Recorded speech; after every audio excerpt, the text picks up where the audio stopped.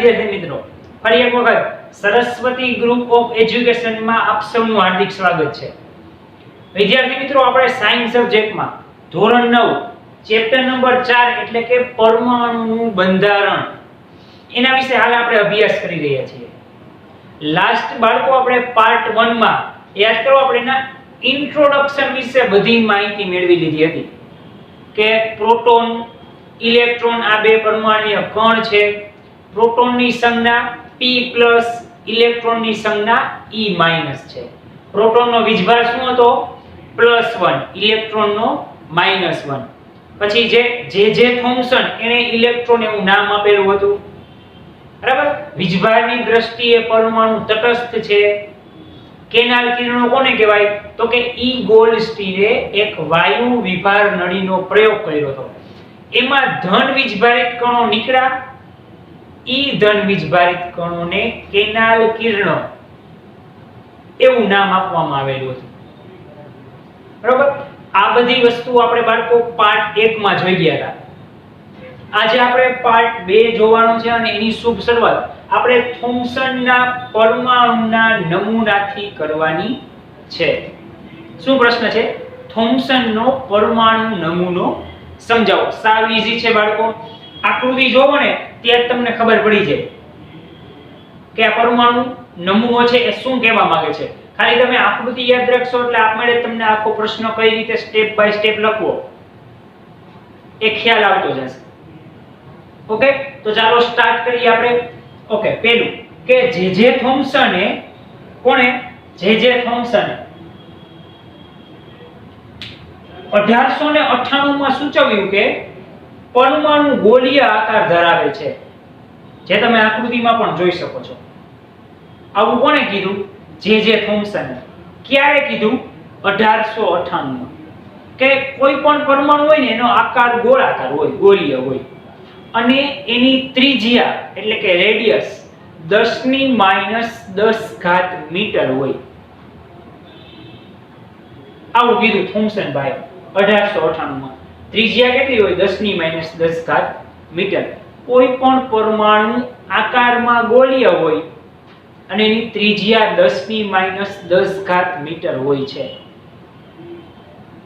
આગળ જોઈએ. તમે ગોળાકાર જોઈ શકો છો પરમાણુનો નમૂનો.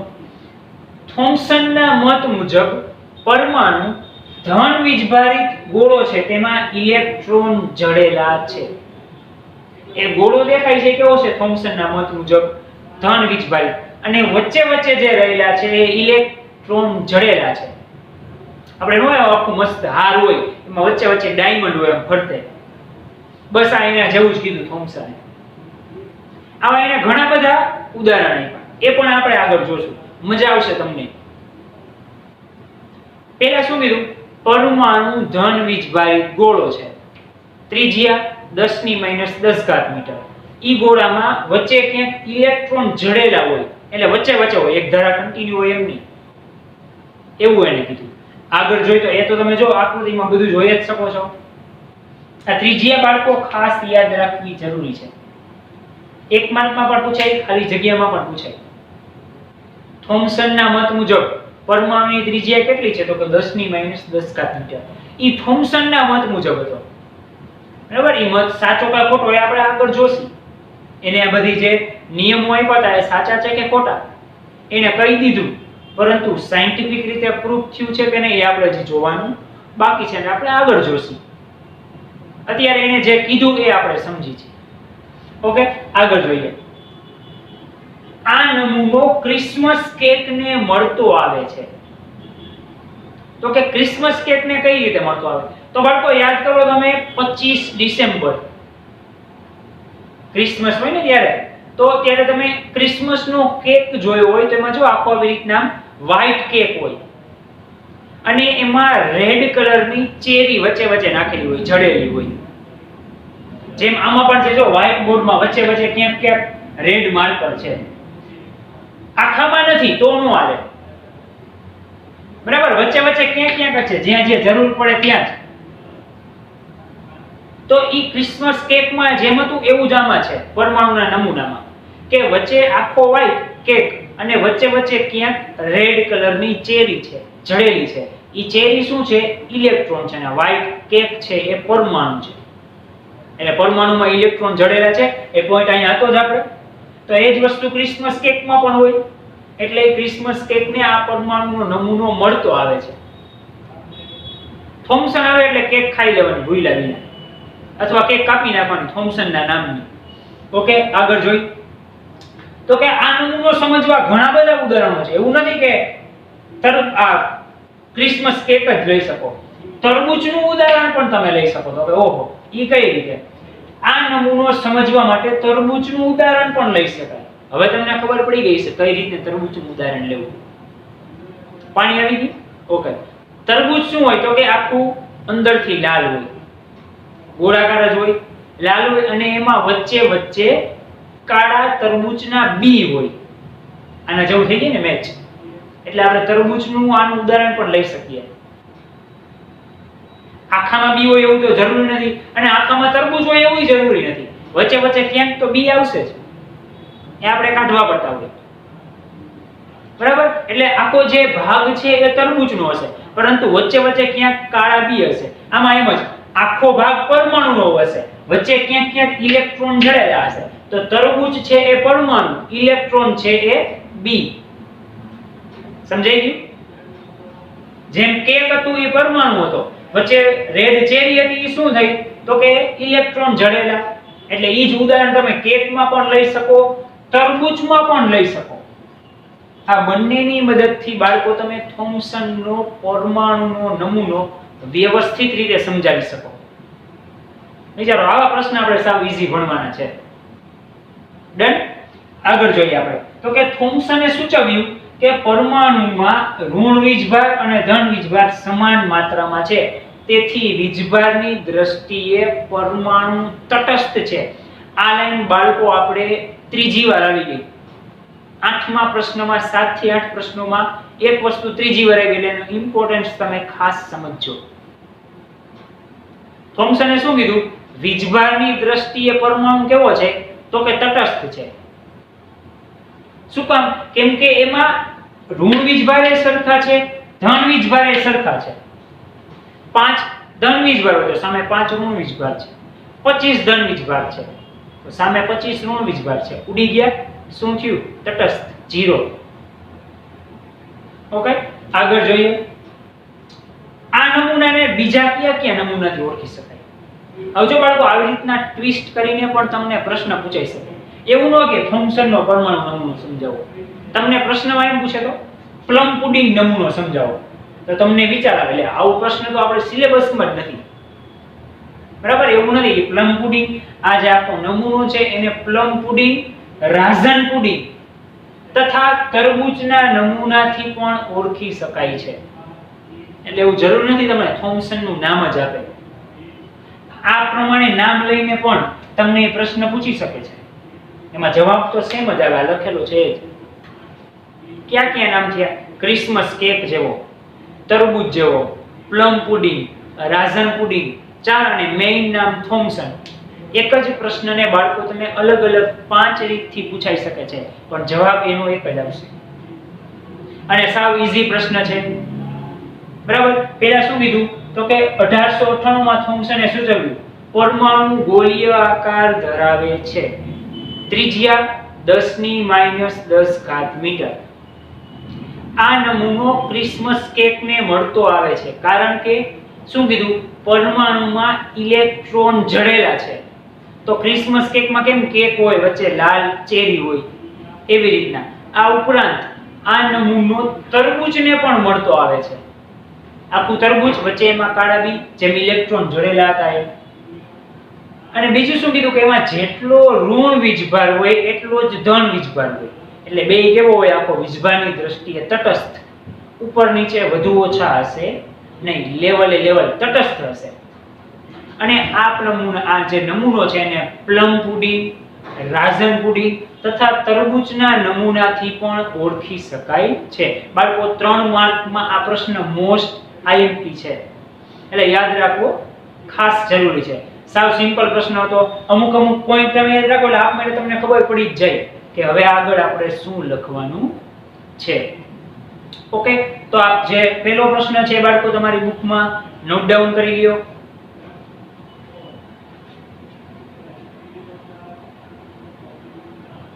થોમ્સનનો પરમાણ્વીય નમૂનો જોયા બાદ આપણે બાળકો હવેનો પ્રશ્ન છે એ કેમ સ્વીકૃતિ પામ્યો નહીં, મતલબ કેમ એ સાચો ન પડ્યો, એમાં કાંઈક ને કાંઈક ખામી જ રહી ગઈ હતી.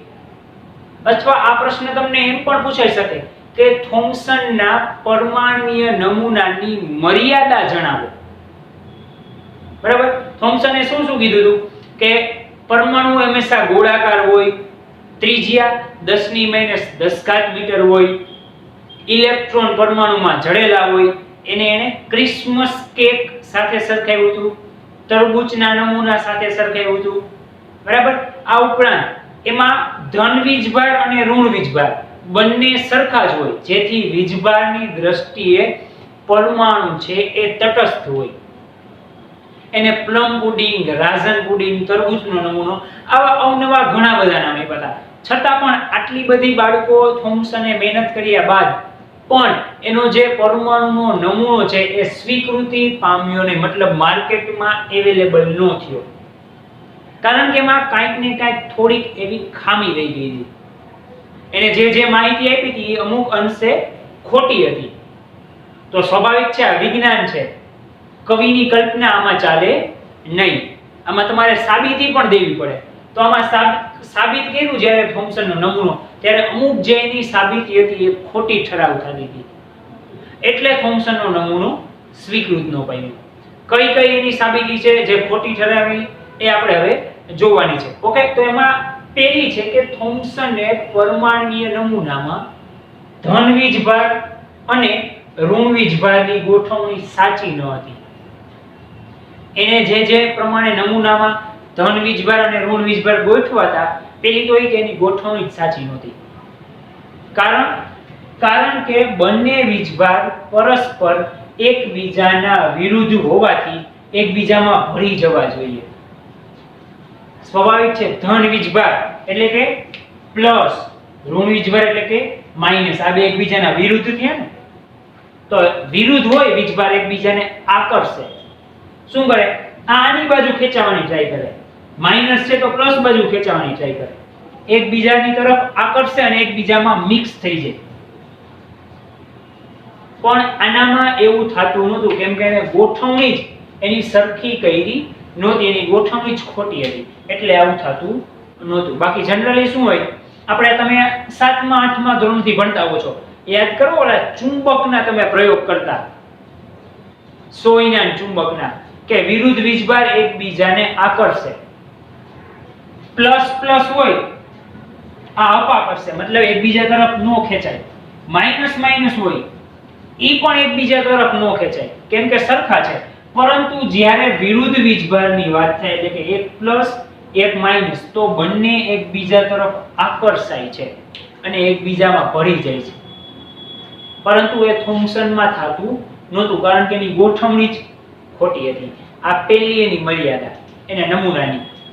અહીંયા જેનો નમૂનો ખોટો પડી ગયો હતો. ઓકે, હજુ પણ ઘણી બધી મર્યાદા હતી કે જેનાથી એનો નમૂનો જે સ્વીકૃતિ નહોતો પામ્યો. કઈ મર્યાદા બીજી છે, ચાલો જોઈએ. થોમ્સને દર્શાવેલી ગોઠવણી જુદા જુદા તત્વોના અલગ રાસાયણિક ગુણધર્મો સમજાવી શકતી નથી. થોમ્સને એક જ પરમાણુ માટે કીધું, પણ બધાયના રાસાયણિક ગુણધર્મો અલગ અલગ હોય ને, તો ઈ નમૂનો બધાય લાગુ પડવો જોઈએ, પરંતુ એ જુદા જુદા તત્વોમાં એના રાસાયણિક ગુણધર્મો લાગુ પડતા નહોતા. રાસાયણિક ગુણધર્મો એટલે કે કેમિકલ પ્રોપર્ટીઝ. ગુણધર્મો બે પ્રકારના હોય, ભૌતિક અને રાસાયણિક. ભૌતિક એટલે કેવા? રંગે, સ્વાદે, દેખાવે, અને ભૌતિક ગુણધર્મો કહેવાય. તમને સમજાવું પાણીનું એક્ઝામ્પલ લઈને, તો કે પાણી સ્વાદવિહીન છે,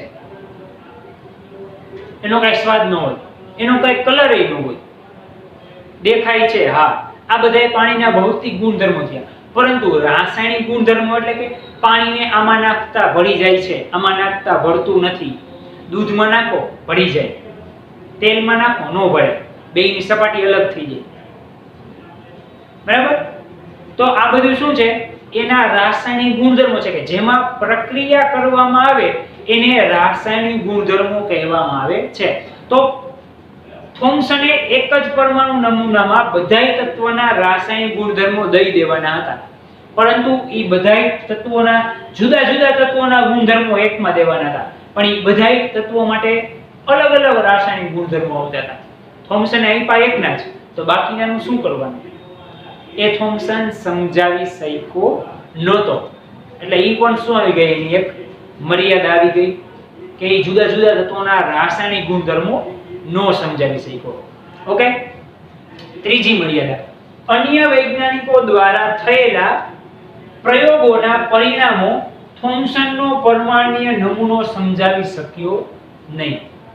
બરાબર, જેમ થોમ્સન પરમાણુનો નમૂનો આપ્યો હતો એવું જ કોઈ બીજા વૈજ્ઞાનિકે પરમાણુનો નમૂનો આપતા હોય ને, તો થોમ્સનના નમૂના કરતા અન્ય વૈજ્ઞાનિકોનો નમૂનો બેસ્ટ હતો.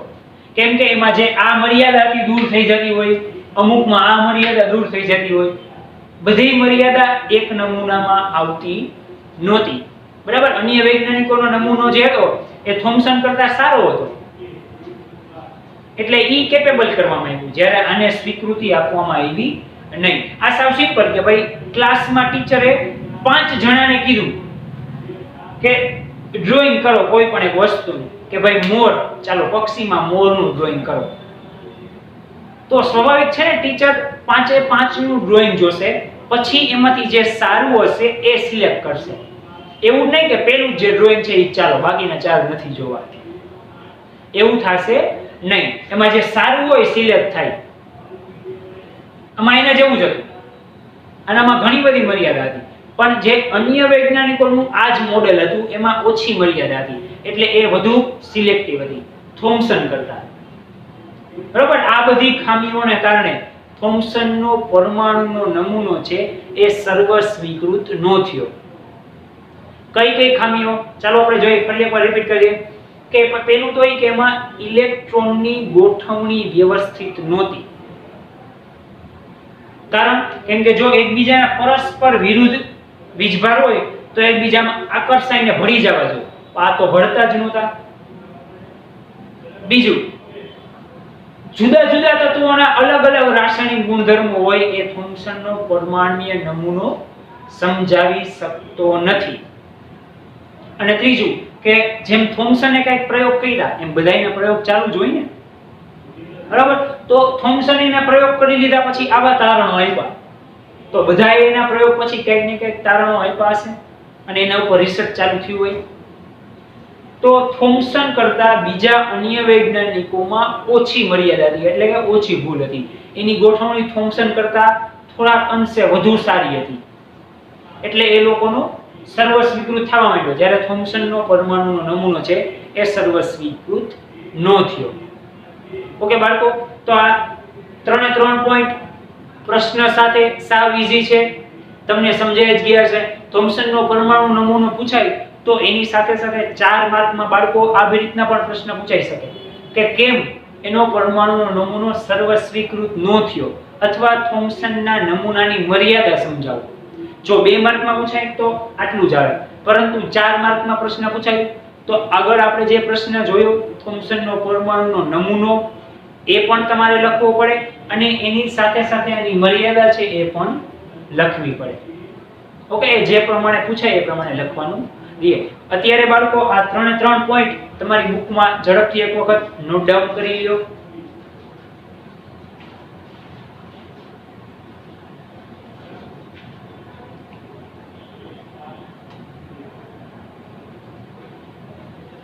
ઓકે બાળકો, આજના લેક્ચરમાં આપણે મેઇનલી મોસ્ટ આઈએમપી જે ચેપ્ટરની થિયરીની શરૂઆત હતી એ કરી, એટલે કે થોમ્સનનો પરમાણુનો નમૂનો. સાવ ઝડપથી તમને રિકોલ કરાવી દઉં. પરમાણુ કેવો હોય? ગોળાકાર, ત્રિજ્યા 10⁻10. પરમાણુમાં ઇલેક્ટ્રોન જડેલા હોય. એને કયા કયા નમૂના કીધા? ક્રિસમસના કેક, તરબૂચનો નમૂનો, પ્લમ પુડિંગ, રાઝન પુડિંગ, અલગ અલગ 4 નામ, અને મેઇન નામ તો છે જ થોમ્સનનો નમૂનો. ઉપરાંત એના નમૂનામાં ઋણ વીજભાર અને ધન વીજભાર બંને એક સરખા હોવાથી પરમાણુ વીજભારની દ્રષ્ટિએ તટસ્થ છે એ આપણે જોઈ ગયા. ત્યારબાદ એની અમુક મર્યાદા પણ આપણે જોઈ કે આ મર્યાદાઓને કારણે થોમ્સનનો નમૂનો સર્વસ્વીકૃત ન થયો. કઈ કઈ મર્યાદા? પેલું કે એને વીજભાર જે ગોઠવેલા હતા ધન વીજભાર અને ઋણ વીજભાર એની ગોઠવણી સાચી નહોતી, મતલબ ખોટી હતી. કેમ કે અલગ અલગ વીજભાર આકર્ષવા જોઈએ પરંતુ અહીંયા આકર્ષતા નહોતા, એકબીજામાં ભળતા નહોતા. બીજું, જુદા જુદા રાસાયણિક ગુણધર્મો તત્વોના દર્શાવી શકતા નહોતા. અને ત્રીજી ખામી અથવા તો ત્રીજી મર્યાદા કયો કે થોમ્સન કરતા અન્ય વૈજ્ઞાનિકોના નમૂના સારા હતા એટલે એનો નમૂનો સર્વસ્વીકૃત ન થયો. ઓકે બાળકો, તો પાર્ટ 2 આપણે અહીંયા સુધી રાખીએ છીએ. આઈ હોપ કે આ તમને થોમ્સનનો નમૂનો વ્યવસ્થિત રીતે મસ્ત રીતે સમજાઈ ગયો હશે. આ હોમવર્કમાં તમારે 2 સ્લાઇડ 2 વાર લખવાની છે. ઓકે, તો વધુ આપણે પાર્ટ 3 માં રુથરફોર્ડના નમૂના સાથે મળીશું. ત્યાં સુધી આવજો.